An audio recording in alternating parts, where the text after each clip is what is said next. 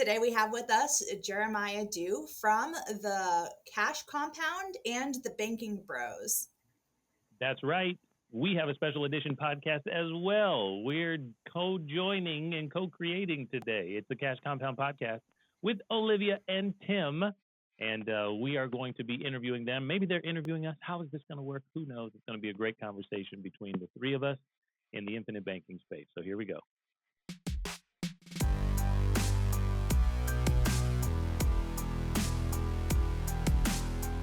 So Jeremiah, I love your story on how you and Jonah came to know or understand infinite banking.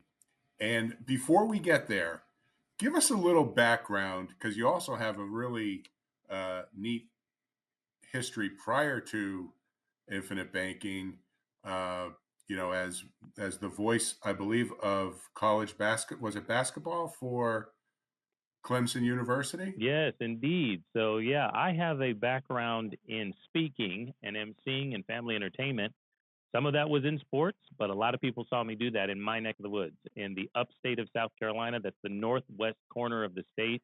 For a long time, 13 seasons through the end of 2022, I was the MC for men's and women's basketball, Clemson Athletic, Clemson University.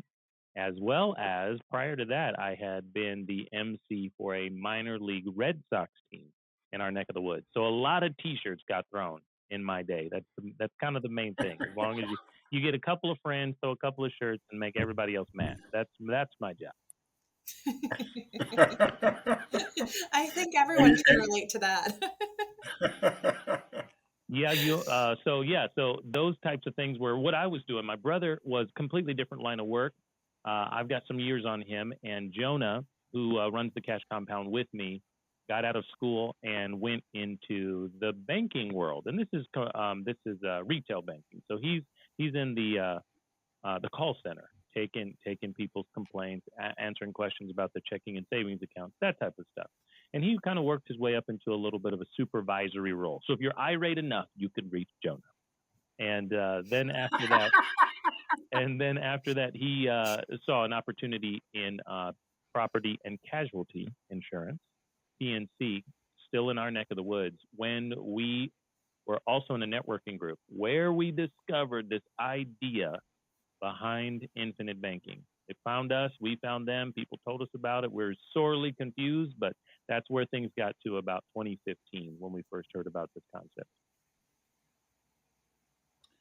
So talk to us a little bit about like that learning process when you get exposed to this idea and you're like, well, I don't know if it works.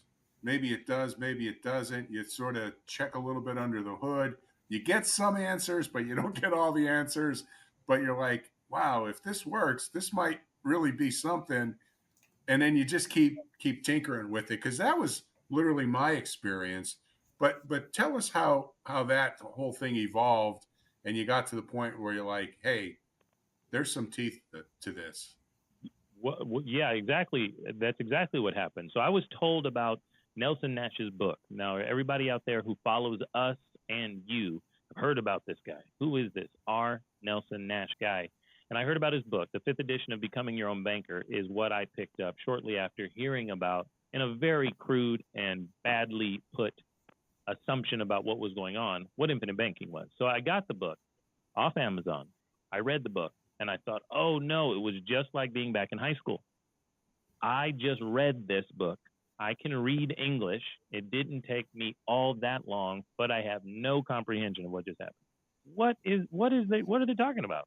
What is this? And of course, I skipped over all the charts. I mean, there's nothing to read there. There's just numbers. So I am not familiar with insurance. Now, I know what life insurance is, but I'm not familiar with utilizing it for any type of concept. And I'm a Dave Ramsey guy at this point in my life. So personally, I had saved up all my money, and Dave Ramsey said, don't pay other people interest by getting into credit card debt. So save up your money and then, spend it, go back to zero. That's all I knew. So what I was reading, I didn't understand. So my next feat was to go to YouTube. I'm a pretty visual guy. I do marketing. I understand being in front of the camera. I like video. I go to YouTube.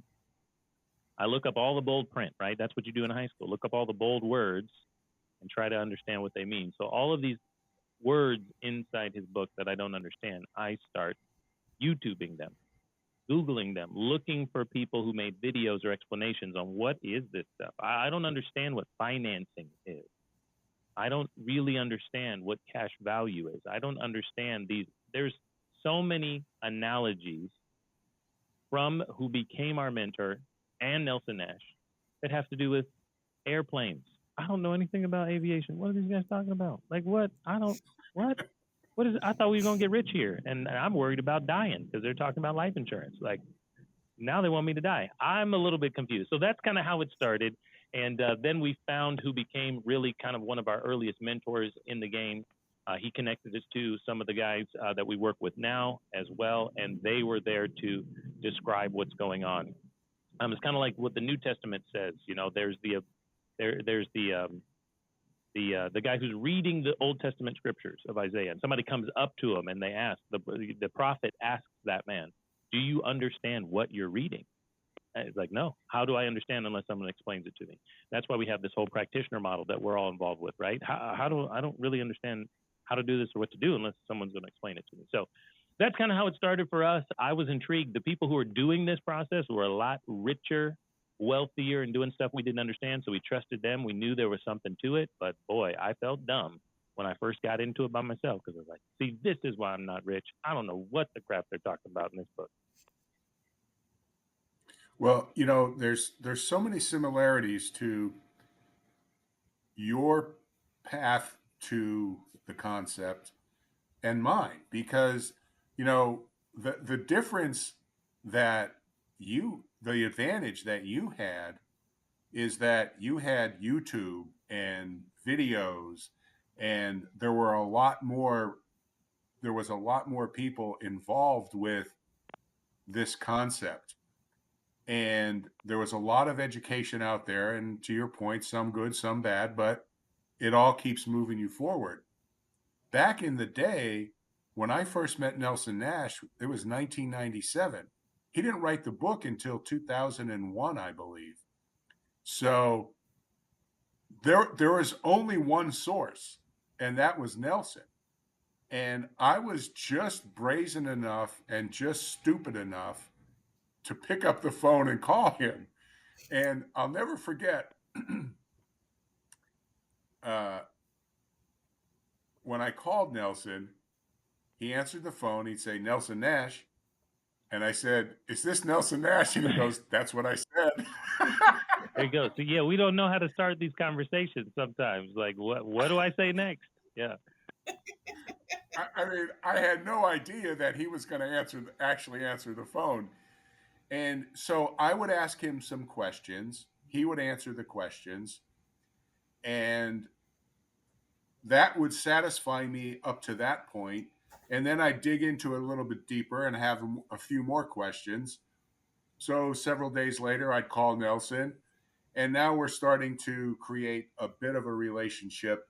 And finally, it gets to the point where, you know, I feel like I'm intruding on this guy's life and he's giving me a lot of time and I'm not compensating him in any way, shape, or form. So I said, "Hey, what would it take to get you to come up to Wilkes-Barre, Pennsylvania from Birmingham, Alabama, to teach me and my clients about this concept?" Because at that point, I was really thinking that this could be the thing I'm looking for. And sure enough, he says, "Yeah, you know, we arranged something," and it was July 17th of 1997. And I had about 12 or 13 clients, and part of that group was a few agent friends of mine, and we got together and Nelson came up and he spent 2 days here in Wilkes-Barre educating us on the infinite banking concept. But I'll digress a little bit, because when he gets to my office, he has this rollerboard and it's filled with books. You know, uh, Murray Rothbard's book, "What Has Government Done to Our Money?" Mm, Whatever Happened to Penny Candy? All these different books, and I'm thinking, like, what the hell's going on here? Is this guy like? Is this like a book fair right. or There you something? go. But it was all part of his message, and it all fit in. Retrospectively, it fit in really well. And I'll add one last part to that story. As we all know, Nelson passed away in March of 2019. And in January of 2019, he called me. And after the initial, how's your family type thing, um, he gets right into it and he goes, "My word, look what we started."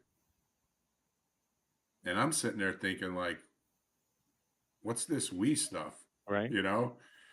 And I said, "Well, Nelson, you really did add a lot of value to a lot of people. And the downline to that is just amazing.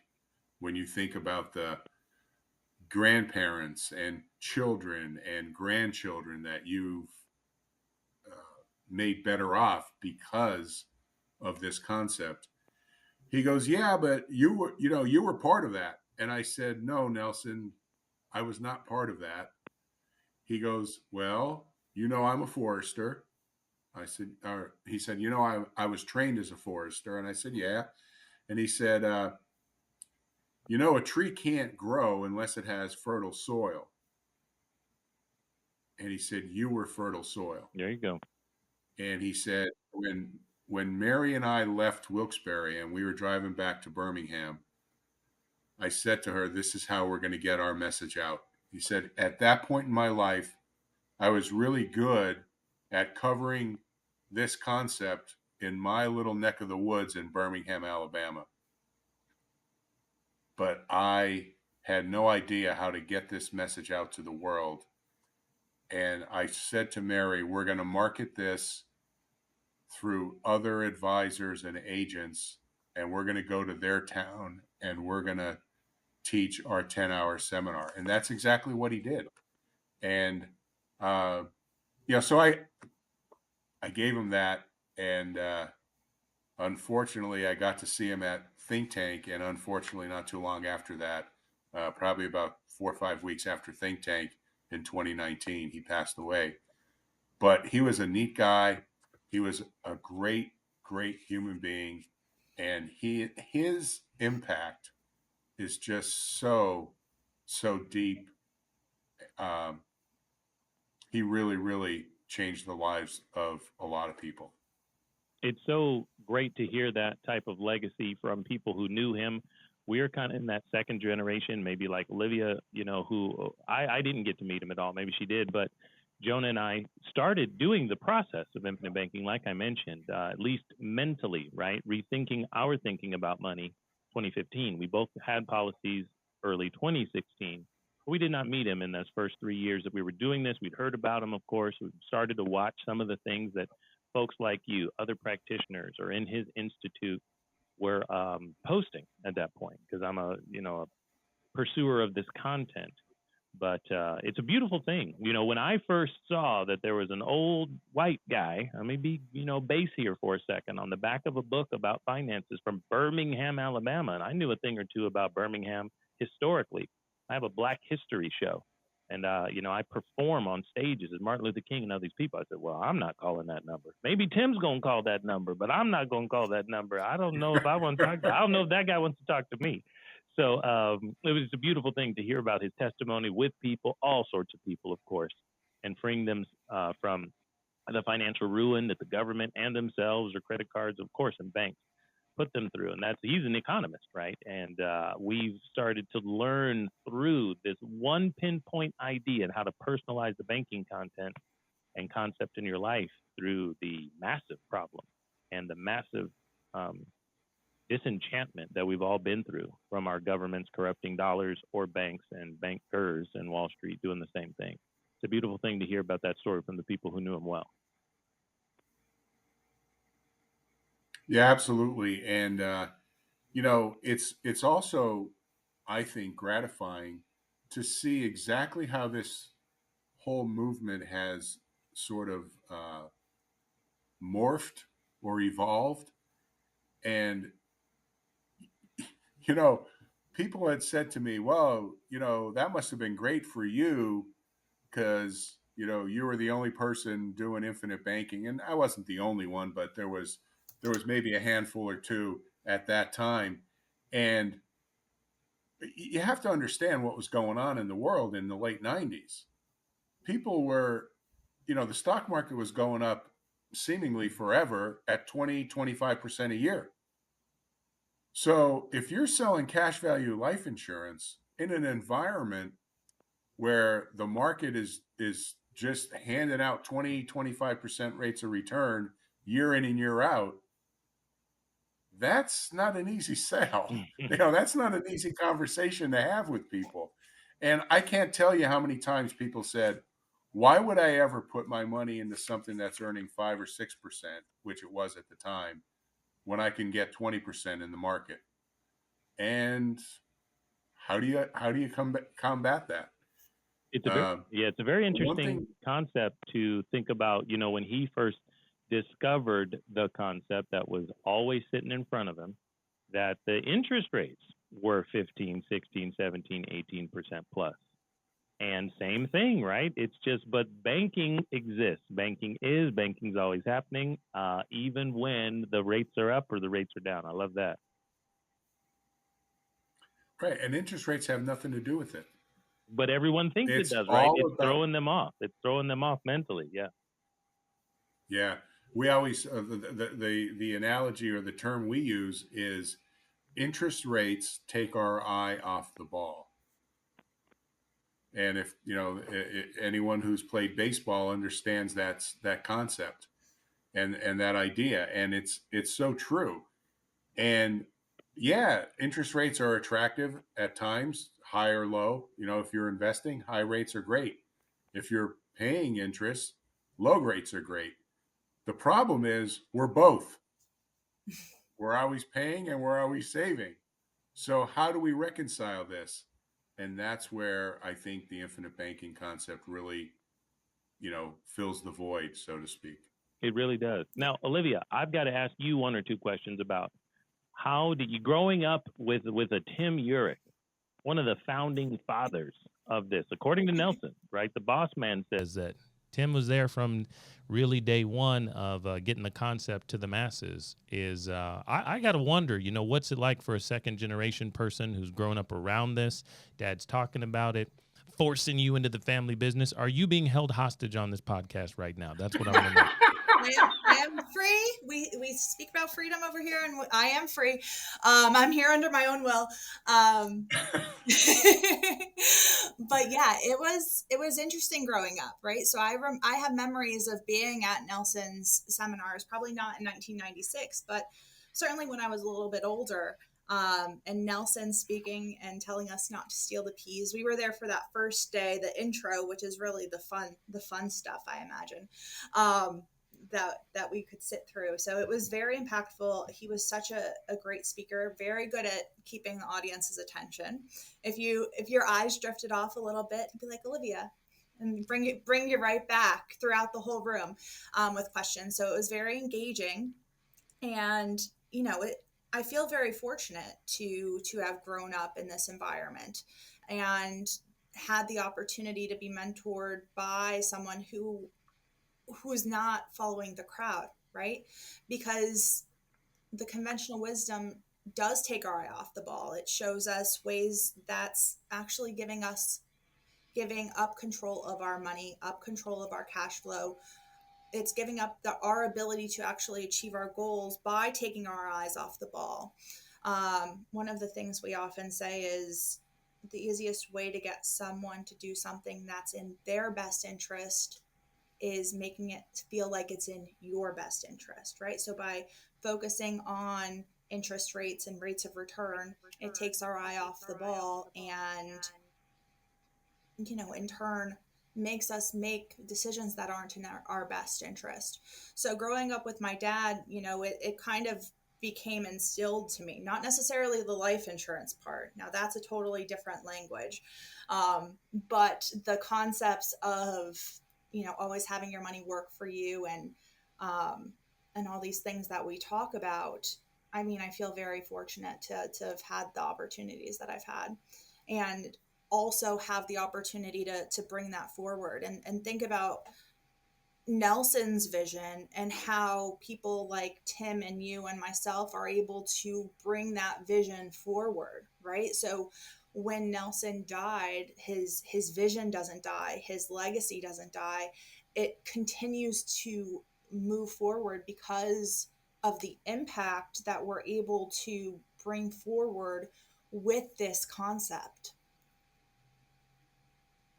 Love to hear it. Love to hear it. Yeah. So I only hope one day, I'm assuming, Tim, that hearing that out of your daughter after maybe she was as hard headed as my little kids are, but they're little, and one day I was like, if my kids can speak, my daughter's the oldest, if she can speak like Olivia's doing, then I'd be a proud father. I'm sure you feel this. She's learning and how she continues the story. And that's a great point, because it's been incredible, and it's been incredibly gratifying to see her evolution through this whole process of understanding. It's going to be 10 years in September, and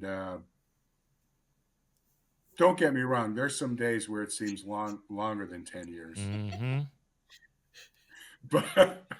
but no, that's not true. But the point is just to see how she has evolved as not only like somebody who understands this concept, but also as a young woman, as an advisor. I mean, it's just incredible to have watched that and to think that I've had some part of that. Very good. Well, I want to, we've had a conversation before, and we've chalked it up to the archives. Who knows where it is? But we started to get into some of our background. I know you started to ask me that as well. So I'd like to explore that again with you. Take us back to the way you grew up and how you thought about money coming up. And obviously that's a big shift, I'm assuming, from the way your daughter thinks now. So, I could do the same thing. And like, man, when I had my coming of age, the awakening, as Nelson would have called it, I was 31, but there was 30 years plus of programming before that. Tell us how you came up and even how you got into this business. You were already in financial services, helping people, advising people before this. So, what was it like coming up, Tim, in the 1900s? Now, Olivia don't know about those days. Well, so I was born in 1962, and grew up in the 70s, the 60s and the 70s, and we were not by any stretch of the imagination wealthy. We were probably not middle class. We were probably on the lower rung of middle class if we were, but in all probability we were below that line. But we never thought that way, and we never felt that. It was just like we had everything we needed, maybe not everything we wanted, and the things that we wanted, we went out and worked for them. I mean, I've always had, I was always cutting grass or raking leaves or doing something to make money, and it always seemed that there was always some type of work available. I will say this. The worst job I've ever had, there was a farmer that lived about 3 or 4 miles away from where we lived. And he was good friends with my dad. And he would pay me and my brother $10 each to clean the stable or the pen where the bull stayed. And he would do that twice a year, every 6 months. And I can't even begin to describe the god awful smell of ammonia and other things that I wouldn't mention that and I will say this, that smell permeated your skin for days. But it was $10, and that's when $10 meant a lot. There you go. Now I know $10 doesn't mean a lot because, as President Biden said, because of Putin. But yeah, I got a different opinion on it than that. But yeah, I mean, it teaches you the value of work. It also teaches you that there's a, if you can bring value to people, what we do now, bring value to people without the blood, sweat, and tears of the bullpen, the literal bullpen. right. It's a completely different chip. So how did you make it from the bullpen, to the advisory table, because every time I drive by people who are working outside, anytime I see men working physically with a shovel, I mean, I get that flashback that you get to the bullpen, because any type of digging, shoveling, rocks, moving mulch, piles of making driveways or spreading, it's the worst for me. And I'm just so thankful I'm not there. More power to the people who enjoy it. Obviously, sympathies and my thoughts and prayers to the people who are out there who don't enjoy it. But that's the job for 15-year-old boys, for sure, in my book. So how did you transition? Well, I was always pretty good in school, and I played football in high school, and I wanted to play in college, and I got an offer from a small Division III school, and unbeknownst to me, it was a really good school, and I got a degree in economics. And with economics, you got basically three choices. You got banking, investments, or insurance. And so I did an internship my senior year with a firm called Dean Witter. And there's probably a lot of folks that might be listening that might recall or remember Dean Witter. They don't exist anymore, but that indicated to me that was not my cup of tea. And then there was traditional banking, and I really never saw myself as a banker. But a good friend of mine, a good friend of our family, said, you should try the insurance business because you're a relationship type person, and the insurance industry is very relationship oriented. And so I looked into that, and I got my start in insurance. And luckily for me, this was I graduated college in 84. I started in March of 85. And within a 3 or 4 year period, there used to be a firewall, if you will, theoretically, between the banking industry, the insurance industry, and investments. And that wall started to come down in the mid to late 80s. And what happened was investment firms were now able to offer insurance and banking. Banks were able to offer investments and insurance advisors or agents were now allowed to offer investments and banking services. So everybody was doing everything. And it appeared to me that I would have had the advantage because I was in a relationship-oriented business, and those other two industries were more transactional. And, retrospectively, I think that was a really good path for me. And then how I realized things were going bad, because I was given this advice that the industry taught us to give, which was pay down your mortgage as quickly as possible, max out your 401k, pay off your credit cards as quickly as possible. I'm not saying in and of themselves those things aren't bad, but in the macro, in the big picture, all of those strategies put your money out of reach when you need it most. And uh, I really came to understand this in 1993 at Christmas time. We were talking about the good old days, and the good old days were the time where we went to pick up my dad's check and the car wouldn't start. So we had to get the car towed and all of the embarrassing things that come along with that. And my mom, I remember saying to my mom, well, why were we there? Why didn't you just wait for the next day? And the look she gave me was just sort of like so incredulous. She said, honey, we lived pay to pay. We needed that money or they were going to turn off the gas or the electricity or something. And that's when it dawned on me right then and there. I was literally living pay to pay at that stage of my life at 31 years old now. This event happened when I was 10, and now I'm 31 and I'm still in the same spot and I'm making really good money. So it's not the fact that I wasn't making enough money that was holding me back. It had to be something else. And sure enough, it was how I was using my money. And that's when I figured some things out and then kept searching.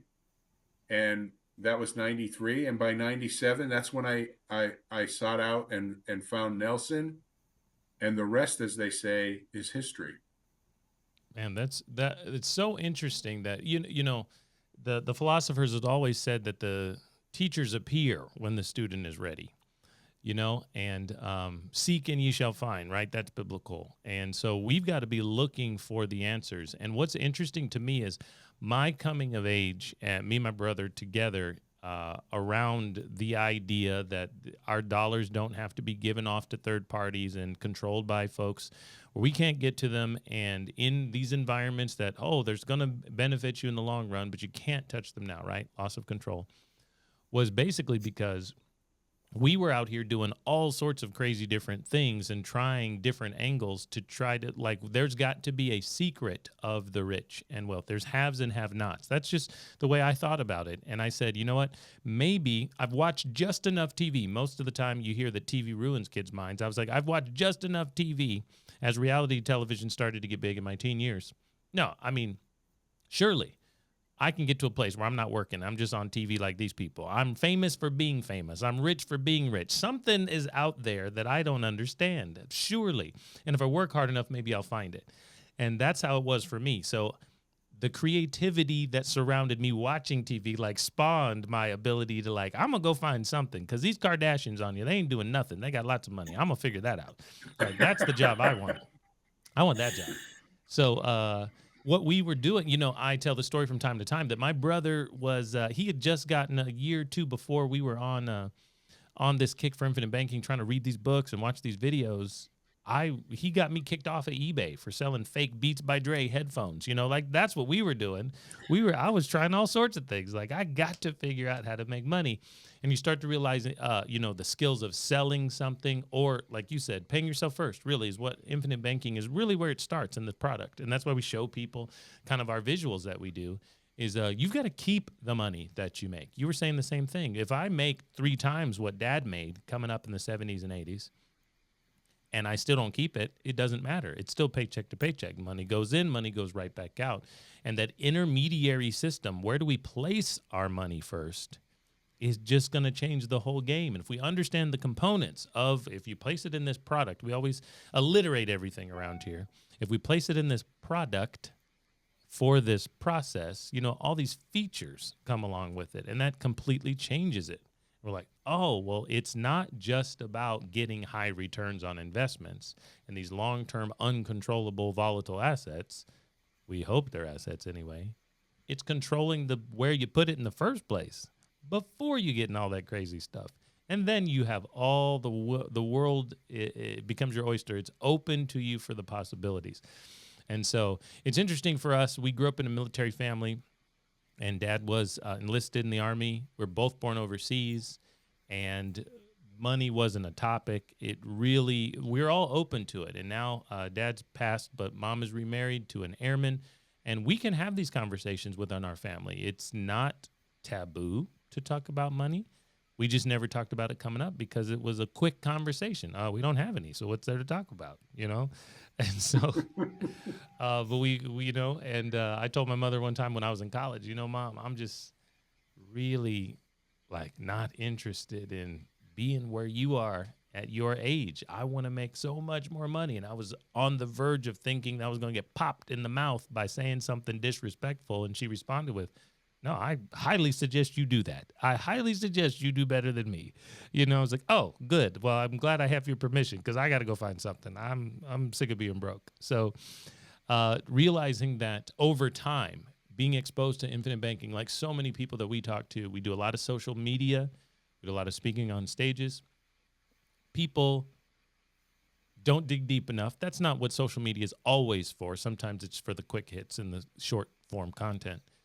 But you really need to think back and listen to that piece again. If you can really pay yourself first, and this environment in which you put your money is all that matters, so you can control the flow of cash, who's getting it, where it's coming from, where it goes back to. Does it come back to its home base and keep growing for you?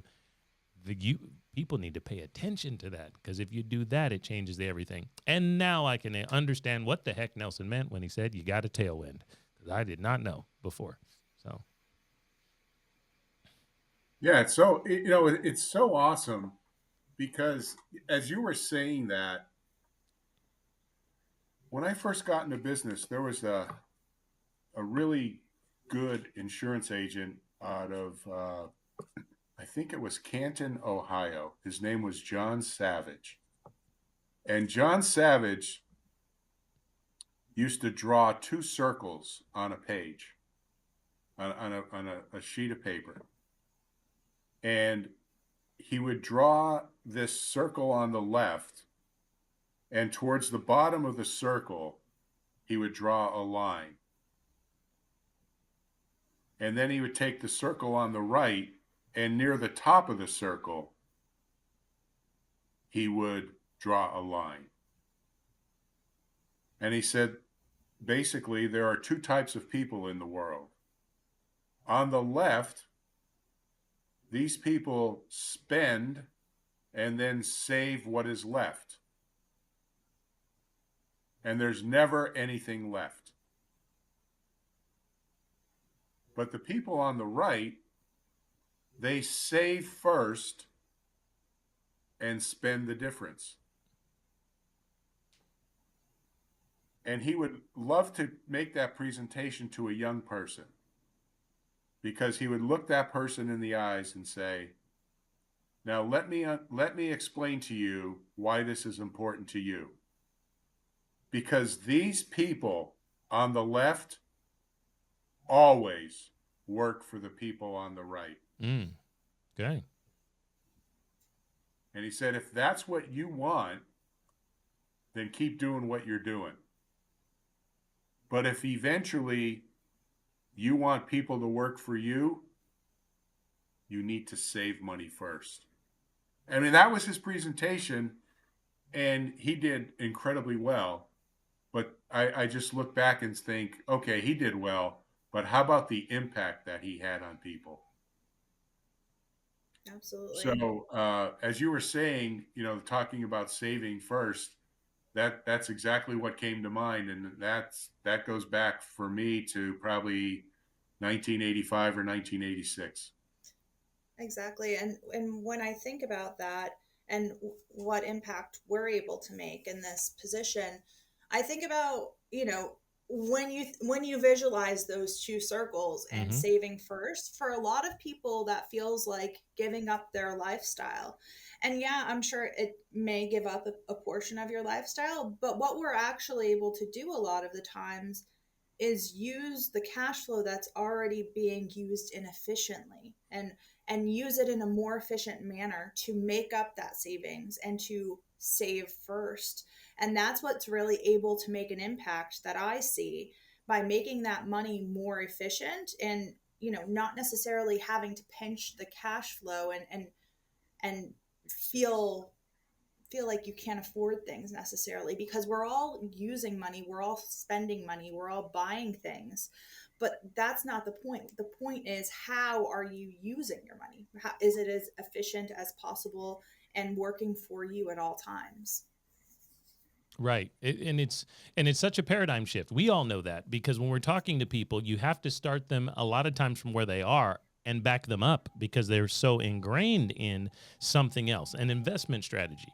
I get people ask me all the time, hey, well, I see you on TikTok. I go live. We train people in group sessions, things like that. We do social media around what we call the save and spend system. And they said, hey, well, I've got some money.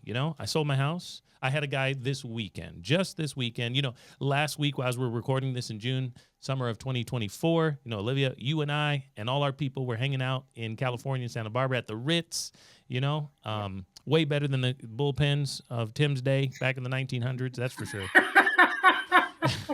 And I got home and I was at an event. So I'm still MC, and I was at an event. They asked me to do this fundraiser and help everybody raise money for Meals on Wheels. Everybody knows Meals on Wheels. And I was having a good time. I was sitting there with a DJ, and he said, I just sold my family house. Parents have now passed. I sold the family house. I'm an only child. So I've got the money, was able to pay off my debt. What a legacy. Great thing there. I took care of that. And I'm trying to figure out, I'm about to put this money in a CD. What do you do with money? You got any ideas? And I said, boy, do I have the slideshow for you, my friend, as we're going to sit here at this event for a couple of hours while everybody's on the lake. It was an outdoor event. So he and I got to chat for a while. And like you said, it's the first thing that I want this guy to understand is not great investment strategies. That's where he was going. That's where he wanted to talk about. I said, why don't you make sure we keep the money first? Why don't you make sure it doesn't go away? It's not at risk. You don't lose it. Why don't we start there? And so what I'm saying is, like you were saying, Olivia, we got to back them up. I got to say, hold on, before we put it at risk, what were you thinking? Why don't we keep it? What if I can show you how to always have it and grow and cash flow, but you never lose it? He's like, show me more. So we had a great conversation, and now he is rethinking a complete shift of the $150,000 that he has, and he didn't know what to do with it. Why? Not because he's not a good dude, not because his parents didn't love him, didn't leave him some money, didn't leave him a house to sell. It's because he had no idea that you don't go first into risk. You don't go first into those categories. You actually keep the money and put it in an efficient place first. It's somewhere right now. It wasn't at the DJ booth with us. What if I can show you where to keep it in your possession, and it always works for you? And we can leverage off of it, and it always gets better, and it's income tax free, and it's not subject to judgments and liens and taxation, and it'll pass on to your 10-year-old that you have. And he's like, hold on, what is this magical, mystical place? I said, well, you've heard of it. You've always known what it was, and you don't understand it, because neither did I.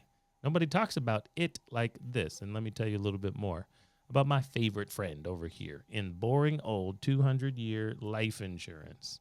I blew his mind after a couple of minutes. And you have to relate him to where he is, and because he's a hardworking guy, but he never had money. And now that he has money, he's like, I'm asking random MCs at the lake, what do you think I should do with it? And I said, boy, I got something for you. Check this out, Yeah. That's awesome. And, it's what I loved about what you said, Jeremiah, is that, you're basically meeting him where he is. In other words, at this stage in his life. And it's so critical that we do that, because we can't speed up the process unless the people are ready to move forward. And that's one of the things that I think probably one of the greatest things that I've learned over the years. You really can't force the process. It's got to sort of marinate and germinate through that person. And eventually it does, or it doesn't. But either way, it's okay. Yeah, you said it. You said it exactly right. Eventually it does, or it doesn't. And sometimes in the world of sales and advisory, in the world of common sense, sometimes it doesn't. People aren't going to get it, or they're not ready for it at the time. So can't force it on them. They have to come to their own awakening, because like we were saying earlier, if they figure it out, well, then I don't have to sell them anything. Nelson probably said it like this, and I botched the way he says some things, I'm sure, and Tim can correct me. He's the disciple and I'm the descendant, but if people know what's going on, they'll know what to do. So help them know what's going on. You know what I'm saying? So I just tell them what's going on. And I said, you know what to do with that? And he got it. He said, yeah, let me watch your stuff. I'm going to call you and all that stuff. Because I told him what was going on. So. Well, it's funny too, Jeremiah, because if you look in at Nelson's book, right, he tells you, maybe not in clear words, but he tells you that you do not need life insurance to become, to utilize infinite banking. And he shows you in the book, when he compares, the twin sisters, we call it, the CD method versus life insurance, mm-hmm.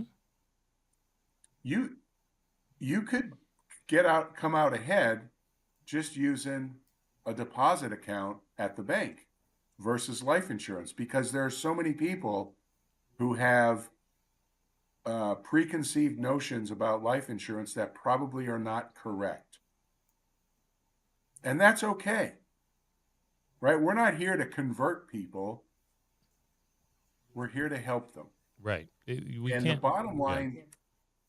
No, go on. But yeah, we can't help people that don't want to be helped. We're helping to open the eyes of the people who want to change and realize they can have that control. That is exactly the point. And it's so amazing where people get frustrated because the person didn't catch it. Well, they didn't catch it. That's okay. Their family is going to pay the price. But the value to me, the biggest value to me of infinite banking is that we've implemented this in our lives. And it has made an incredible difference. It literally overnight, you go from a mindset of scarcity to a mindset of abundance. It's beautiful. And, it's funny that you say that. Of course, we talk about those twin sisters inside Nelson's book, and the best this guy knew of and the idea he gave me at the DJ booth for what he was planning to do with the money was a CD. And I said, well, hey, you're going to get a great rate these days, compared to historically in the last 10 years or so. Olivia don't know about these old days, but yeah, you could get 5.5% in the CD for sure, whatever bank you might be using. However, what if we compared that to, and we have a little comparison chart, and I was able to sit at the DJ booth and show them, we had all day, is there a death benefit? No. Is there principal protection? Well, yes, there is principal protection. Is there guaranteed growth? Yes, CDs have that as well, Is it going to be tax-free at withdrawal time or use time? Ooh, no, not exactly, And so we were able to go back and forth because, like you said, Tim, a lot of folks maybe who don't look at us deeply enough, who don't listen to your podcast or mine deeply enough, think that we're anti these other financial products. Not necessarily. We just have to understand where we put money first, where it's most efficient. And if you'd like to borrow against this cash value, DJ Josh, and put it in a CD, go for it, man. But maybe you should think about putting it inside the life insurance first. And then you can put it in your CD. Yeah. Exactly. Yeah. Yeah, that's so awesome. So, Jeremiah, one of the things that I love is your explanation of the cash value as it relates to the death benefit. And I see you got your cup set up. So can you take us through that explanation? Oh, happy to. It so happens I have my cups right here like you mentioned. I love it. Don't leave home without it, folks. Don't leave home without it. You got to be ready for the 3-cup setup. It is part of how we explain the product and then get into the process of infinite banking around here at the Cash Compound. So, yes, a few years into it, I'll give you the origin story too. My brother is helping people after market. We started teaming up with our friends at the Money Multiplier. Obviously we're all closely connected with our great friends over there, also practitioners in the Nelson Nash Institute. we were with them from the beginning, and my brother's doing all the aftermarket, what we might call policy servicing, right, in the industry. We're just helping people with their cash value and changing their address and understanding where to pay these loans back or whatever they're trying to do. And I'm kind of on the front end, more the marketing and maybe the figurehead of trying to get people, new people, interested in this idea. My brother comes to me, it's right about 4 years ago, I think at this point now, early 2020, and he says, man, I'm getting so frustrated. I'm on the phone with these people all the time. They have policies. They've started infinite banking. They want to become small P practitioners of doing this concept effectively for their family. And everybody thinks they're withdrawing their own money. They don't understand. I don't know how to explain to them that we're not taking money from the policy. They're like, how in the world can it keep compounding? Or why would it get bigger? Why would I pay interest on my own money? All these types of questions. Dave Ramsey's sneaking in somehow. He must be undermining all these people we're talking to. And I've got to figure out, man, I got to show them like it's coming from a different bucket. And I said, well, why don't we just put a different bucket in front of them? So that's where the 3-cup setup came from. We got to show them that it's coming from a different bucket. So cup number 1, the red cup, is premium. Sometimes we add the word deposit on it because we're going to use this as a bank. We got to save that up and we're storing it for later. But premium, those are dollars we give an insurance company. Right, Olivia? It's going to be interactive. You can be Ms. Kirk here. You can be my person. So we're going to pay the insurance company money, give them money. If you give dollars to the grocery store, you get groceries. If you give dollars to the gas station, you get gas. If you give dollars to an insurance company, what do you get? Death benefit. You get the benefit. You get a policy, right? You get paperwork. You get peace of mind. You get a pool of cash for later. All right, I'm Baptist. Everything's alliterated. There's a lot of P's there. Okay, we give them premium. We now get a benefit. Life insurance, that pool of cash is the benefit. That's cup 3, death benefit. Cup 1, red. Cup 3, benefit.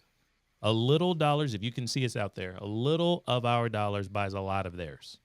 Right? That's how Jake at State Farm works too, right? We give him a little premium. It buys a lot of car insurance, and we wait like a good neighbor. He'll show up if a tree lands on our car. Well, we now have purchased something from the insurance company because this type of life insurance we want to use is whole life insurance, Olivia. Whole life. How long do you think that lasts? I think it lasts for my whole life. Your whole life. Very good. Some people like to say, you know, it lasts until you 30 years. I said, no, you might be thinking term on that one. They said, oh, it lasts till you're 100. I said, well, maybe, but maybe. What if you lived to 101? See, whole life insurance lasts your whole life. It doesn't last till you're 100 if you die tomorrow. It lasts till tomorrow because that's your whole life. So we bought something from them that must pay out. It doesn't expire or go away.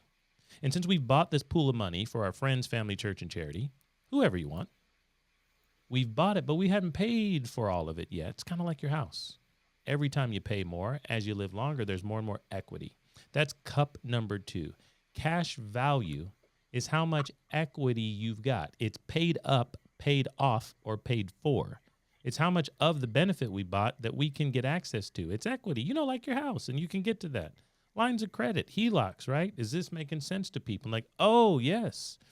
See, we've bought this big pool of money for our family. Cash value in the green cup in the middle is now liquid and leverageable. And if we take money out of cup 2, Olivia, we're going to take a big gulp out of this cup.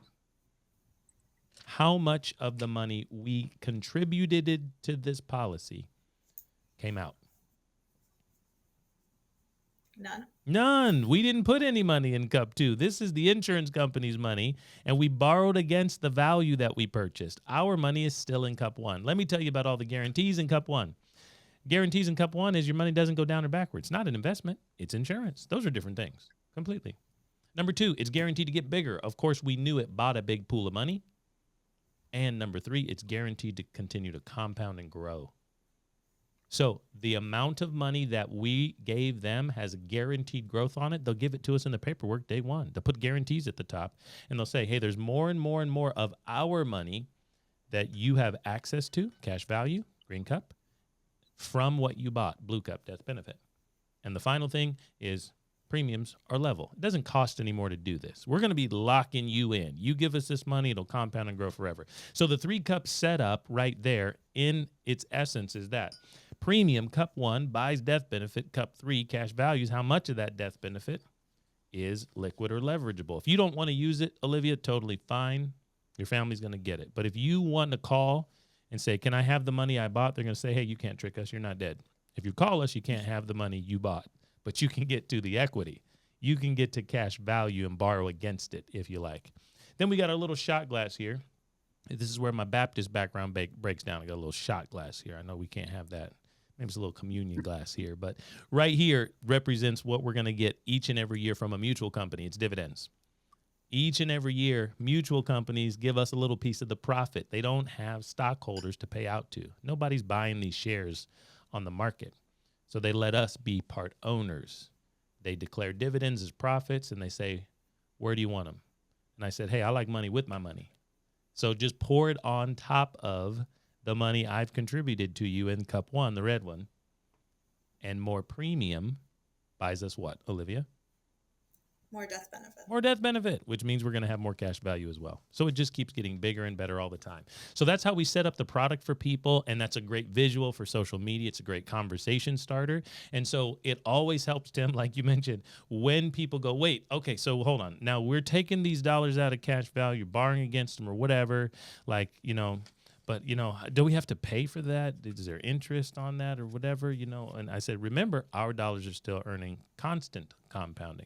Everybody likes to hear the word uninterrupted compound interest, but that's not alliterated enough for me. So constant compounding on our dollars, amortized interest on borrowing against their money. We're not borrowing our money out. That would be a withdrawal. If we take it out, it won't compound anymore, just like at the bank. We're not going to take ours out. That'd be dumb. We'll do that later, maybe in retirement or something like that. Nelson will show you page 82, 83 in the book. We're going to borrow against it right here by using our policy as collateral, being able to get cash value loans from the insurance company. See, it's a different pool. And that really sets people up for success in their brain at first. Because if they do not, I heard, recently we saw each other again at the NNI Institute's annual event in Vegas this year. Had so much fun with that. We got to speak at that one, my brother and I. Awesome.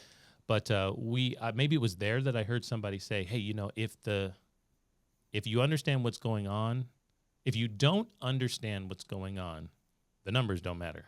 If you do understand what's going on, the numbers won't matter. Because what we're not talking about here is the contribution of premium you'd like to do. I don't know, whatever makes sense for you. We're not there yet. We're just explaining what's going on. If you know what's going on, then you'll know how much you and your family should be doing. But I can't tell you that at the beginning. If you don't know what's going on, it just sounds like really, really expensive insurance. Jeremiah, I love that presentation or explanation. It is so easy to understand and yet so powerful. Thanks for sharing that. Yeah, you're welcome. Well, thank you. Let's give a shout out to my brother. He's busy on the phones right now. I get to converse with people like you. He's probably helping somebody understand it right now. So from our frustration and through our pain, maybe you have the same things, coming along, helping people walk through this idea. That's where this was born out of. It was born out of necessity to fix the problem because we realized the problem wasn't in the product. It wasn't in the process. The problem was in everybody's mind every time. They're like, why in the world would I borrow my own money? We hear that every day, right? Why would I borrow my own money? Or if my money's earning 3, 4, 5, how can I borrow at 5, 6, 7 and come out on top? We're like, whoa, do we have something to explain to you? I don't know who came up with this, Isaac Newton, Galileo, or the Lord himself, but compound interest is stronger than amortized interest. Let me show you, So because people are like, this makes no sense because there've never been bankers. We've given up that banking opportunity to third parties and commercial banks, and we've not been bankers ourselves. And once we go back to controlling banking function in our life, well, the numbers don't matter anymore. Oh, I get it.